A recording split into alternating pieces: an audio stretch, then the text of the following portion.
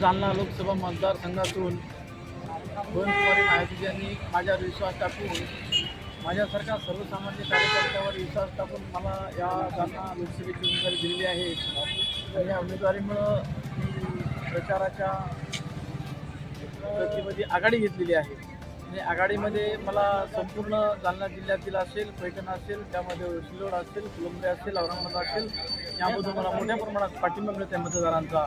म्हणून येणाऱ्या 13 तारखेला मतदारांना आवाहन करतो आहे की येणाऱ्या 13 तारखेला सकाळी 7 ते संध्याकाळी 6 पर्यंत एका बहुजन समाज पक्षाच्या हत्ती या चिन्हावर मतदान करावं.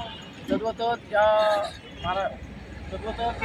उत्तर प्रदेशच्या मुख्यमंत्री गोविंदकुमारी मायावतीजी यांनी 4 वेळेस मुख्यमंत्रीपद भूषवलेलं आहे आणि त्यांना विकास काय असतो त्यांनी दाखवलेला आहे. त्या महाराष्ट्रामध्येच असेल किंवा जालना जिल्ह्यात असेल, पाण्याचा मोठा प्रश्न आहे, रस्त्याचा मोठा प्रश्न आहे, सुशिक्षित बेरोजगारीचा मोठा प्रश्न आहे.